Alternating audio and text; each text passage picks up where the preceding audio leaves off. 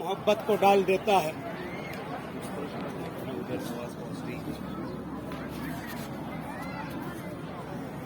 اللہ تعالیٰ جس انسان کے ساتھ بھی نیکی کرنے کا ارادہ کرتا ہے اس کے دل میں امام حسین علیہ الصلوۃ والسلام کی محبت اور ان کی زیارت کی محبت کو ڈال دیتا ہے۔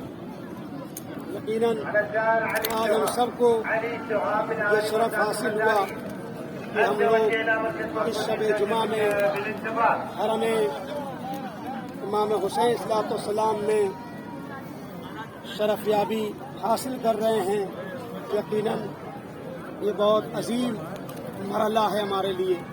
سرکار سید الشہداء جس نے اپنی عظیم قربانیوں کے ذریعے قیامت تک کے لیے اسلام کو بیمہ کیا، آج اگر یہ عظیم قربانیاں نہ ہوتی تو نہ ماہ رمضان کے روزے ہوتے اور نہ ہی یہ اسلام کے قوانین کا کوئی خبر اور اطلاع ہوتی۔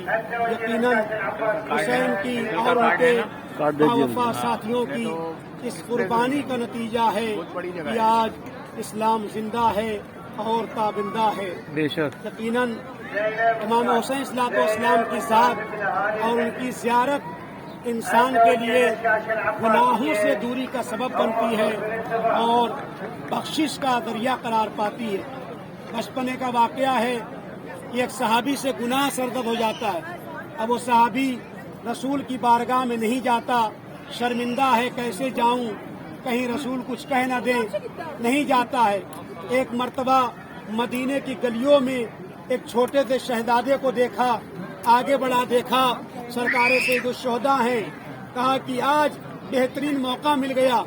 امام حسین علیہ الصلوۃ والسلام کو لیا، آغوش میں اٹھایا اور اٹھانے کے بعد بدن پیغمبر میں آیا۔ جیسے ہی پیغمبر نے امام حسین علیہ الصلوۃ والسلام کو صحابی کی گود میں دیکھا، فوراً خوش ہو گئے اور آپ اس صحابی سے راضی ہونے کا ثبوت دینے لگے۔ گویا آپ کے ناراضگی کے شعلے خوشی کے پھولوں میں تبدیل ہو گئے۔ اس کا مطلب یہ ہے امام حسین علیہ الصلوۃ والسلام کی ذات گناہوں کے بخشش کا بہترین ذریعہ قرار پاتی ہے۔ آئیے آج کی شب میں، آج کے اس روز میں، آپ کی ولادت کی تاریخوں میں ہم اس بارگاہ میں اپنے ماضی کے تمام گناہوں کو یاد کریں اور یہ کہیں، اے سرکار سید الشہداء، اگر آپ نے ہماری مدد نہ کی، ہمارے ہاتھ کو نہ تھاما تو ہم یقیناً بخشش کے لائق نہیں ہیں۔ ہماری زندگیاں گناہوں سے بھری ہوئی ہیں۔ کہاں آپ کا یہ نورانی حرم، کہاں مجسہ بندے حقیر سراپا تقصیر اور گنہگار مفلوق الحال مجبور انسان۔ اے مولا، آپ مدد فرمائیے گا، زندگی میں مدد کیجیے تاکہ ہم آپ سے قریب ہوتے چلے جائیں اور مرنے کے بعد بھی ہماری شفاعت فرمائیے گا۔ اللہم ارزقنا توفیق الطاعۃ، اور ہمیں اطاعت کی توفیق عطا فرمائیے گا۔ عزیزو، یقیناً سرکار سید الشہداء کی ذات ایک ایسی ذات ہے جس سے جناب زہرا بھی راضی ہوتی ہیں، رسول اکرم بھی راضی ہوتے ہیں اور مولائے متقیان بھی آپ کے وجود بابرکت سے راضی ہوتے ہیں، کیوں آپ کی قربانی قیامت تک کے لیے اسلام کے بیمے کا سبب بنی ہے۔ ہاں عزادارو، آپ سن 61 ہجری کے اس واقعے کو یاد کیجئے جب یہ صحرا تھا، بیابان تھا، لیکن حسین نے اپنے خون کی جو سینچائی کی ہے، اس سے جو آبیاری کی ہے، یہ آج بھی روضہ آسمان سے باتیں کر رہا ہے۔ اے فرزند رسول الثقلین، ہم آج بیعت کرنے کے لیے حاضر ہوئے ہیں۔ اے فرزند رسول الثقلین، ہمارے والدین کے گناہوں کو معاف کیجئے۔ اے سرکار سید الشہداء، ہمارے مردگان کو معاف کر دیجئے۔ اے سرکار سید الشہداء، قبر کی پہلی رات ہماری قبر میں آ جائیے گا۔ اے سرکار سید الشہداء، ہماری نسلیں آپ کے نقش قدم پر چلے۔ اے سرکار سید الشہداء، دنیا میں پرآشوب ماحول ہے، اس کا خاتمہ فرمائیے۔ اے سرکار سید الشہداء، منتقم خون حسین جلد سے جلد ظہور کریں تاکہ پوری دنیا میں یہ عالمی حکومت قائم ہو۔ اے فرزند رسول الثقلین، کل آپ کربلا میں گھرے تھے، آواز دے رہے تھے حل من ناصر ینصرنا، آج یہ آپ کے چاہنے والے لبیک یا حسین کہنے والے۔ ابھی تو میں سلام کرنے جا رہا ہوں مولا کو، زیارت پڑھنے جا رہا ہوں، جملہ سنیے گا۔ آج آپ سلام کر رہے ہیں، لیکن ذرا تصور کیجئے سن 61 ہجری کے واقعے کو اور آج کے دن کو۔ آج آپ سلام کر رہے ہیں، ہم میں سے کوئی 3 دن کا خدا نخواستہ پیاسا تو نہیں ہے۔ اللہ اکبر۔ ہمارے سلام میں اور امام کے سلام میں فرق ہے۔ امام نے بھی آپ کو سلام کیا تھا، اے میرے لال سید سجاد، جب قید شام سے چھوٹ کر مدینہ جانا، میرے شیعوں کو میرا سلام کہنا۔ آقا اسی سلام کا جواب دینے حاضر ہے، لیکن آقا جب آپ نے سلام کیا تھا تو آپ کی زبان پپڑائی ہوئی تھی، زبان میں کانٹے پڑے ہوئے تھے، زبان خشک تھی، بار بار زبان کو باہر لا رہے تھے۔ آپ پیاسے ضرور تھے لیکن شکوہ نہیں کیا، کیوں؟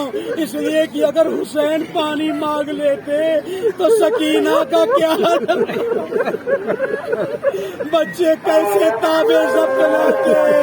اس لیے ادادار و مقاتل نے لکھا، علی اکبر نے کہا بھی، پیاس کا ذکر کیا بھی تو خیمے کے اندر نہیں کیا۔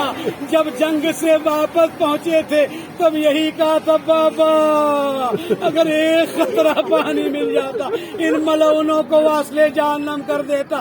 کبھی احساس دلایا ہے میرے لال، لاؤ اپنی زبان میرے دہن میں ڈالو، اب جو ڈالا فوراً کیجیے میرے بابا۔ بس آخری جملات ہے دیدو، کربلا میں بہت پیاسے سے حسین۔ میں جملہ عرض کر دوں، آپ بتائیے آدمی کو پیاس کب لگتی ہے؟ نفسیاتی جملہ ہے، مصائب میں کہیں آپ کو لکھا ہوا نہیں ملے گا، لیکن میں تصور دلانا چاہتا ہوں۔ بتائیے پیاس کب لگتی ہے؟ جب آدمی دھوپ کے اندر ہو تو پیاس کا غلبہ ہوتا ہے، جب محنت کر رہا ہو، بوجھ اٹھا رہا ہو تو پیاس اور بڑھ جاتی ہے۔ ذرا سوچیں عزیزو، اور جب آدمی کے جسم سے خون نکل رہا ہو تو پیاس اور بڑھ جاتی ہے۔ ہائر جو 5 سبب ہیں پیاس کے بڑھنے کے، وہ 5 سبب حسین پر تھے۔ ارے 72 لاشوں کا میدان جہاد سے خیمے تک لے جانا یہ پیاس کے بڑھنے کا سبب تھا، جسموں سے خون جاری تھا، یہ پیاس کے اور بڑھنے کا سبب تھا، دھوپ تیز تھی پیاس کے بڑھنے کا اور سبب تھا، تابش آفتاب تھی پیاس کے بڑھنے، لیکن اظہار پیاس نہیں کیا۔ لیکن سکینہ کو احساس تھا، آخری جملہ ادا دارو، جب حسین کی شہادت کے بعد ذوالجناح خیمے میں پہنچا تو سکینہ نے کچھ نہیں کہا، بس ایک ہی جملہ کہا، یا جوادی هل قتل بی ام قتلوہ عطشانا۔ اے میرے گھوڑے اتنا بتا دے، جب میرا بابا شہید کیا گیا ارے اسے پانی ملا تھا یا پیاسا ذبح کیا؟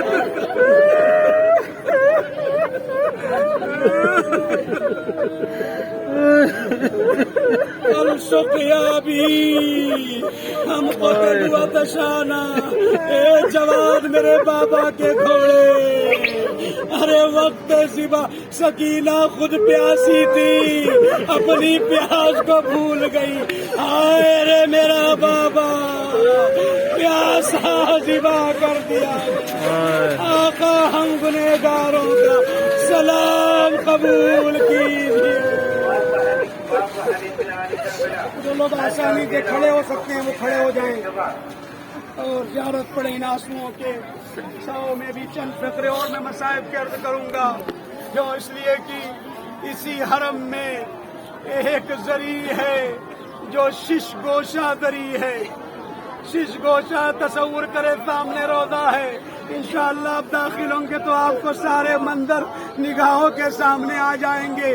سارے اماموں کی زری 4 گوشے ہیں لیکن حسین کی دری 6 گوشہ ہے. ایک شخص زیارت کرنے کے لیے آیا, آقا عباس کی زیارت کی, مولا حسین علیہ السلام کی زیارت کی, گنج شہداء کی زیارت کی, قتل گاہ کی زیارت کی, لیکن وہ ڈھونڈتا رہا 6 ماہ ہے مجاہد, ارے علی اصغر کی قبر کہاں ہے؟ نہیں ملا. ایک عالم سے پوچھا, انہوں نے جواب دیا, ارے پائیں تھی اسی قبر میں علی اکبر دفن ہے اور سینے پر وہ 6 ماہ مجاہد علی اکبر. کیوں؟ اس لیے حسین نے کہا تھا نا, اے سکینہ اصغر میرے پاس ہوگا, تم